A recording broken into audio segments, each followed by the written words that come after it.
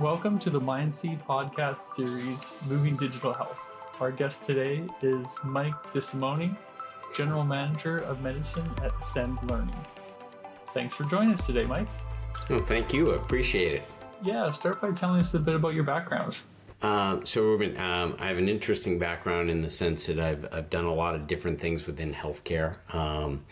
I have been my main objective or my main goals is I work with small companies and help them grow.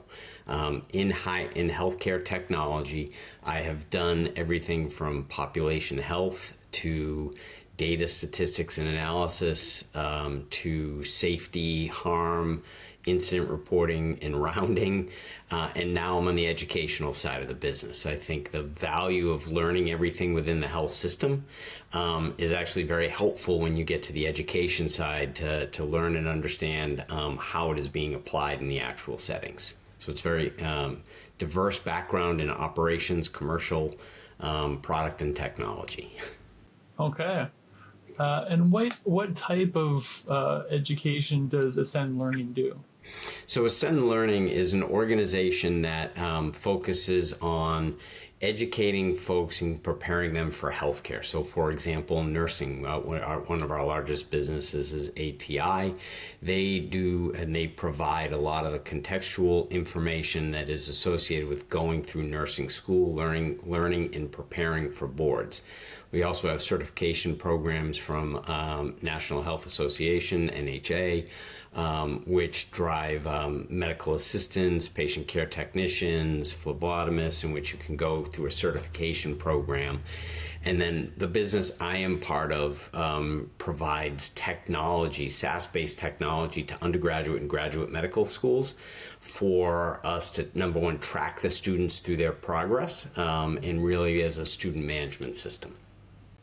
Okay, excellent. So as you mentioned, you've had many different roles in healthcare throughout your career, and you've described yourself as a strong utility player. I'm curious what that means to you. Why do you believe that role is so crucial for scaling health tech companies? So I've been lucky enough, is the way I like to look at it, to work with people who have provided me multiple opportunities, right? So from a commercial sales and marketing perspective, been able to learn, how you approach a market, the value something provides within that market and how you drive the value to the consumer of those goods, and been able to work through that process as well as, when you start to do that, you also start to understand product and technology. So being on the commercial side, you start to hear from customers. You have to, the good, the bad, and all of that. And then so I started to take that into the product and technology side that says, hey, how do we start to develop better and more responsive tools and solutions for our customers? That's what they're needing. And then in all honesty, once you start to understand that, I got into the data side of the business, right? So, okay, well, now our products have to collect data and information that's useful for the customers. And then when the customer's up and running and live, how are they using the data and information, but also how are we supporting them? So my career really started at the front end of the customer, but then you kind of pull that string and go all the way back to ultimately how are you selling, how are you building, how are you creating the value for the customer, and then servicing them throughout the relationship with the customer. So I've been lucky enough to have people who have given me that opportunity and awarded me, allowed me to be able to grow and really help small companies, because that's applicable obviously across all types of companies, but within a small company, to have somebody that has that kind of background is very beneficial. Is there a specific kind of story you could share around, one of the companies that you worked with? What did it look like at the start? What was the kind of high-level journey in scaling up and growing?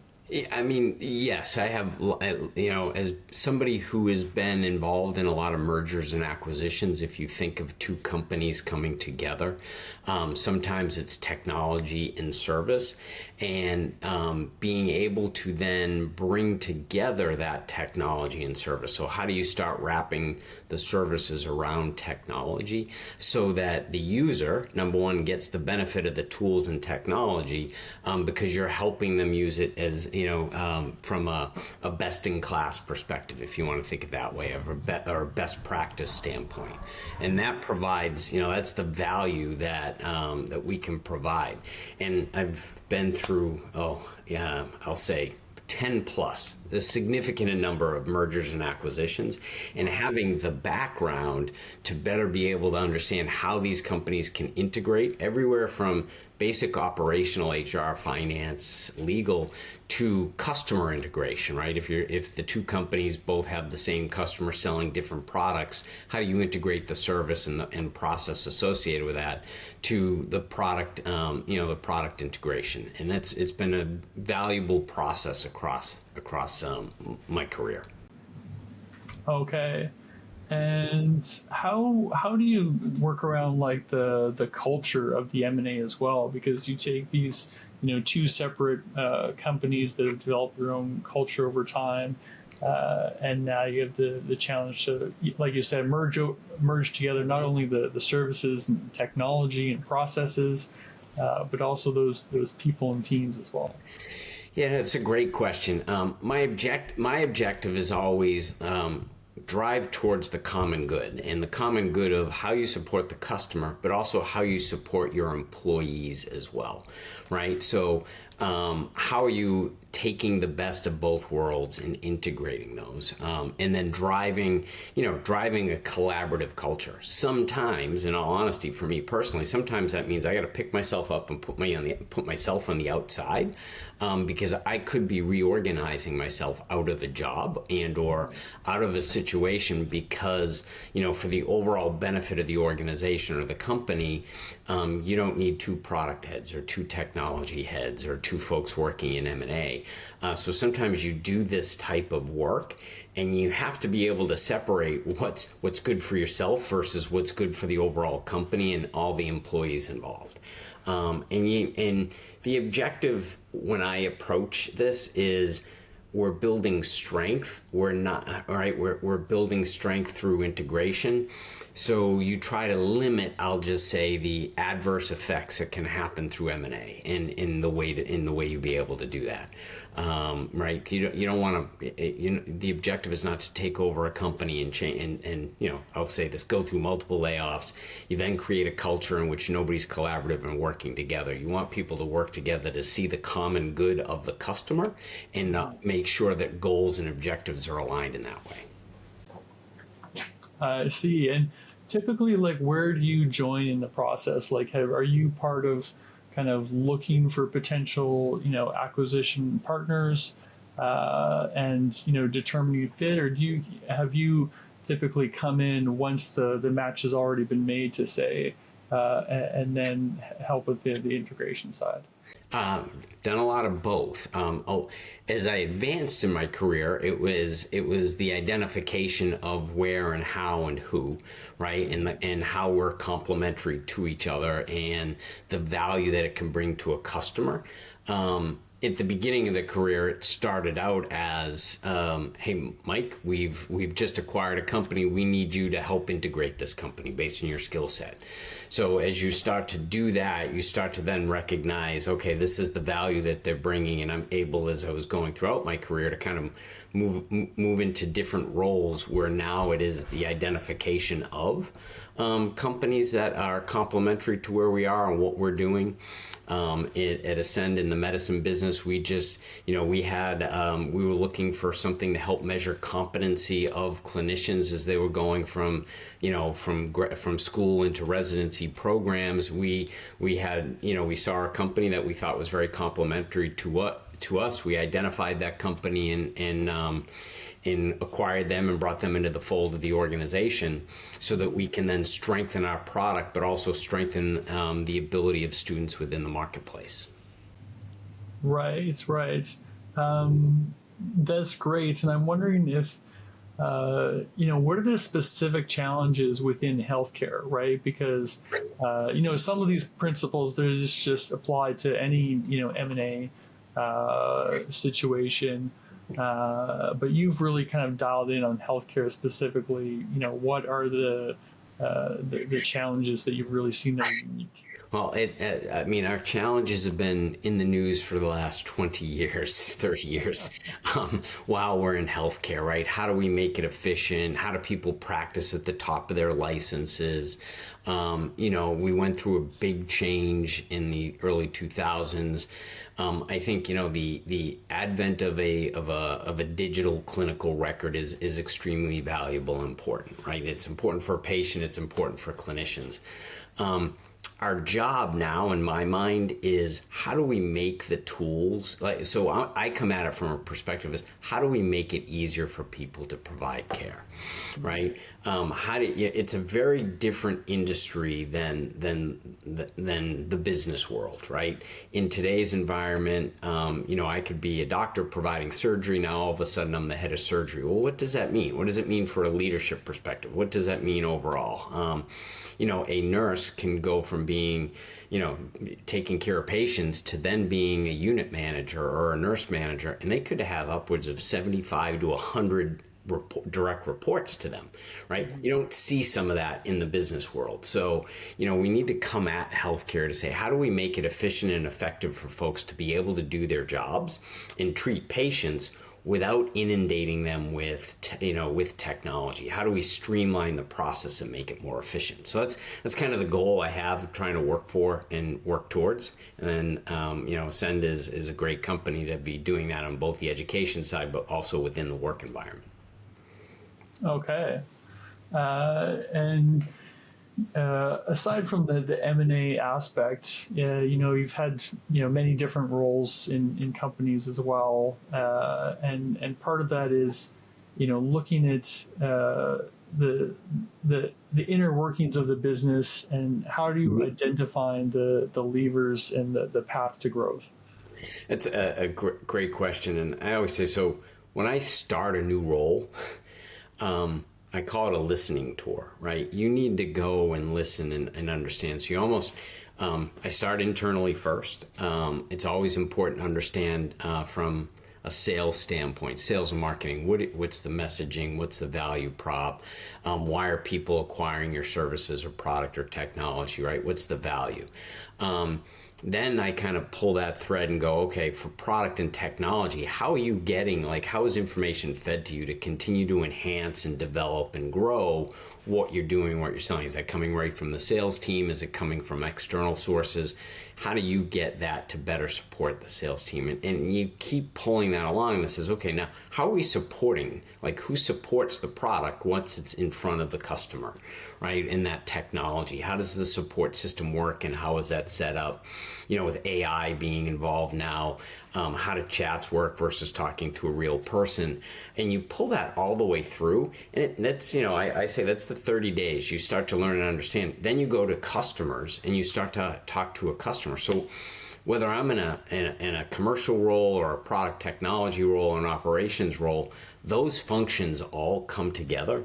And in my mind, it's very valuable to just listen first and understand and learn and ask questions before you come in and really act, if that makes sense.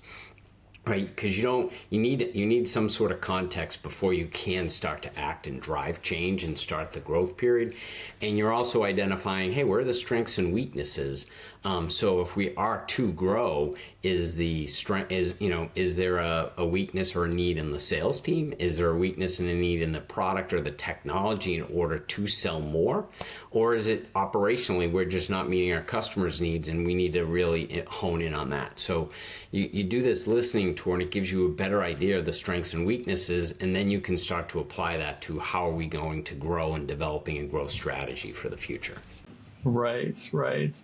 And so if you identify a gap, do you tend to lean towards upskilling or training the existing team, or then looking at hiring externally to bring that expertise in-house? It's a great question. Both, right? In essence. So first, it's does the skill set exist? Yes or no? Because if it doesn't exist, you want to make sure you're bringing in an expert to help assist with that.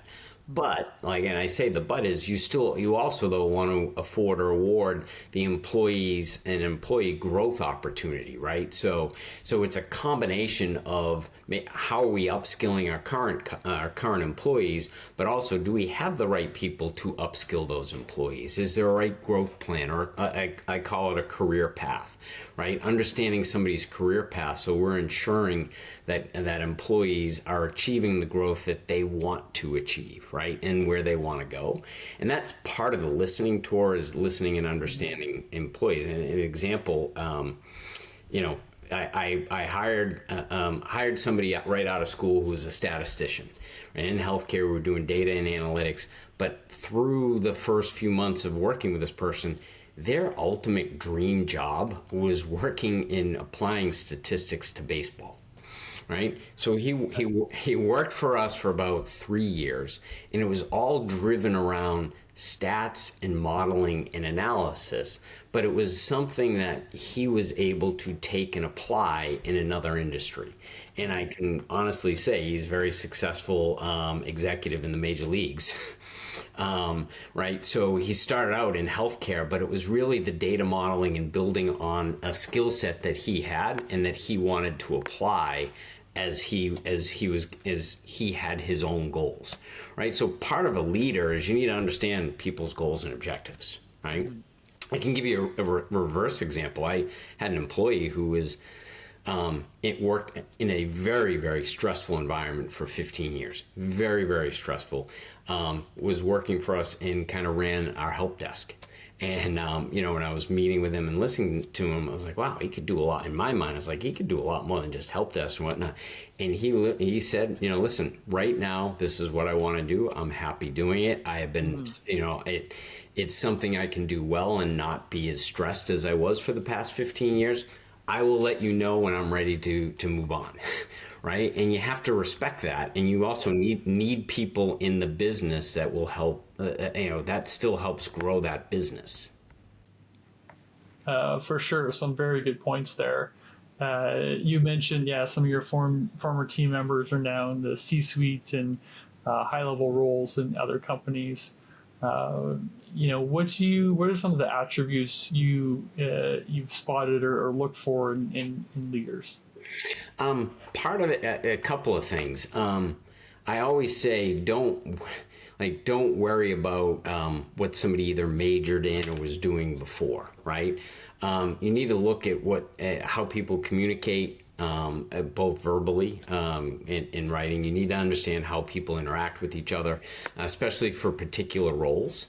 And it's a varied skill set and background. I also don't look for people that are like me, you want people who are different, who ask questions, who have different perspectives, because then you learn from each other. So, and as they're learning from me and I'm learning for them, it helps by providing different perspectives to employees.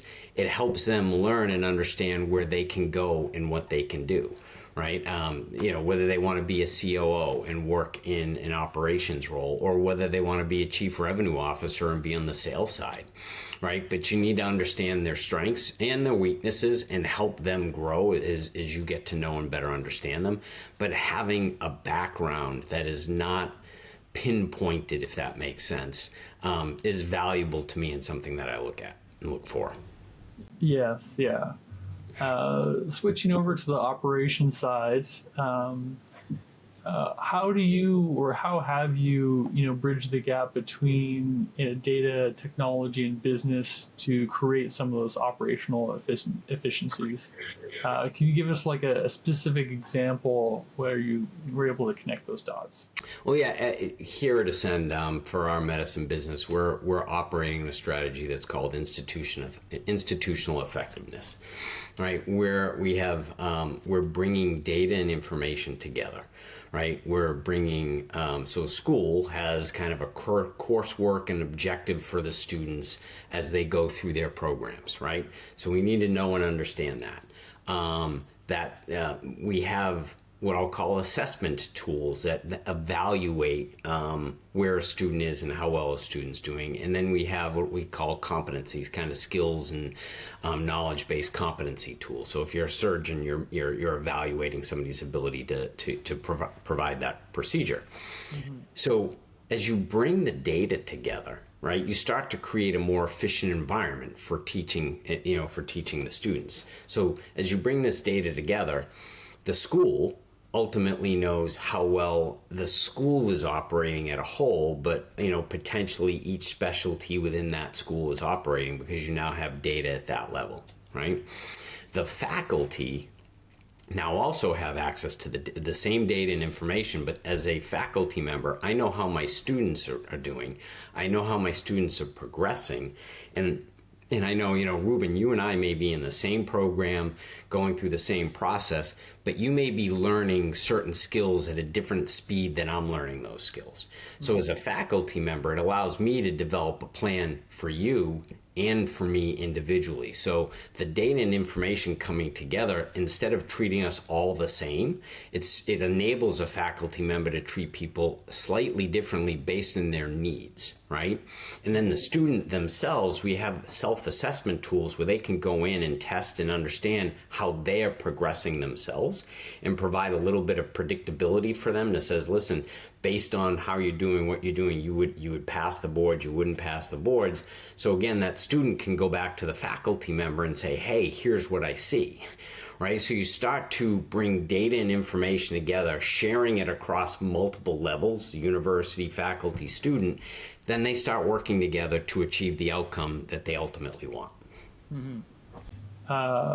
That makes total sense. And so from your point of view at Ascend Learning, what are some of the gaps or opportunities about training future physicians and clinicians in healthcare? Listen, with everything, you're always trying to improve and what can you do better, right? If you look at, I'll use myself as an example. When I was learning, it was pure textbook. You're reading, you're highlighting, you're taking a test, or you're writing a paper, and that grade provides you your answer, right? In today's world, with the technology that exists today, whether it be a phone, a pad, or a computer, or a book, we're finding out that students learn and consume information differently, right? Even kids the same age. So our goal here is, as we're providing tools to our students, is ensuring that the faculty has the ability to has access to multiple types of tools that they can then provide to their students for learning, right? That is going to help us narrow the gap that exists, right? You can't keep teaching the same way that we've been teaching for 10, 20, 30 years in the past, right? We have to change the methods based on the tools, technology, but also how people function today, right? It's very different, and that's been a gap, but it's a gap that Ascend is closing and closing quickly, and helping the universities and students work together to be able to do that. Right. So if you were, advising a health tech startup founder today who has, a great idea but doesn't have a whole lot of experience in running a company, what could you tell them about how to get off the ground? It's interesting because I have been, I'll just say, a partner, whether that's a COO or whatnot, to 3, maybe you potentially could say 4 companies that were founder led. Okay. And what I have learned as you go through this is, if you have somebody who has a great idea, excellent. Like, let them drive the idea. That person who's driving the idea does need to take a step back and say, okay, hey, this is what I'm good at. If I want to grow and scale, though, I may need people that have different skill sets than I do, right? And you need to find that partner that respects what you've done, respects how you got to the point you're at, but also gives you the runway to keep driving that, but is ensuring you have the infrastructure to scale, grow, operationalize your ideas so that they are beneficial for the full marketplace. Right? Yeah, a lot of great folks come up with these ideas and these inventions and think, hey, listen, I can drive this. And some go on to be CEOs and they can do it all. A number do not, right? A number of them kind of end up in the chief strategy or chief product roles because that's what they were driving at.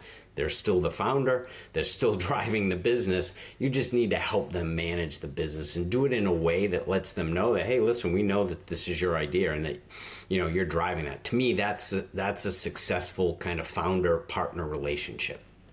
Yeah, people leaning into their strengths, but recognizing where their limits and where Exactly. they can bring on partners Exactly. to complement those And strengths. Right. and not doing it in a in a harsh way where they're where somebody may feel you're coming to take over take over what they're doing. It's no, we're coming to partner and help you grow what you're doing. Right? It's a very different mindset culturally. Yeah. And so for yourself, I mean, you've been through multiple roles. In some of those previous situations, how did you know when it was the time to move on? Kind of like, hey, I've come in, I've done what I need to do, and now I'm on to the next thing. So That must be hard too, right? it is. It is. And I go back to one of my very first jobs. I worked for a woman, and when she brought me on, and you go through your review process, my first review, so I'd been there a year, and she said, listen, my goal is to report to you in 7 to 10 years. Yeah. And I was taken back by that. I was like, well, what do you mean? She goes, she identified skill sets and all of that. She goes, I know what I want to do. I know what my role is. My role is to get you to a point where I'm reporting to you. That actually did happen. Mm-hmm. Right. And so, but that has stuck with me in the sense that, when do I know I can move on is when I know the team is going to succeed, whether I'm here or not, because I've trained the team.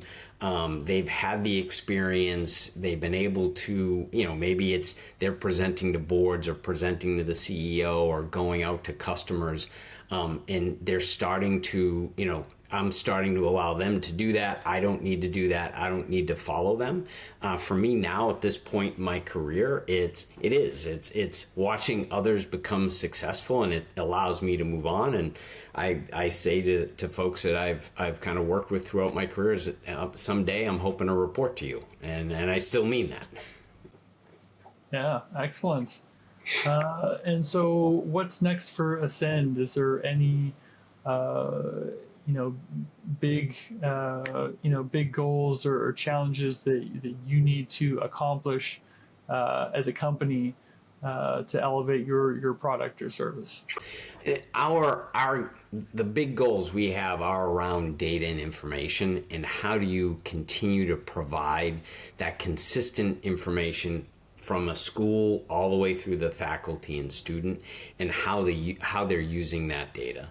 And then think of layering AI on top of that, and not in replace of we're not saying you're going to replace teachers or anything like that, but how do you make it more efficient? So how can you predict an outcome of a student based on what they're learning and how they're learning it, so you can then really start to tailor academic programs to individual students. So even though they're part of, I'm going to be a GI doctor, or I'm going to be, I'm going to be a pediatric nurse, how do you start to drive the curriculum to their needs and how they learn efficiently and effectively? And I think AI is a very capable tool of helping us do that, and using data and information to help predict different pathways, which then helps us alter the direction somebody may go in order to improve that. Right? That's Ascend is, in my mind, in the cutting edge of some of that, and we're really looking forward to what's to come in the future. Excellent. Well, thank you so much for sharing your insights on the podcast today, Mike. Well, Reuben, thank you very much for having me. It was a pleasure, and I appreciate your time. Thanks to everyone who joined us today. If you like the conversation, please go to movingdigitalhealth.com to subscribe to the MindSea newsletter and be notified about future episodes.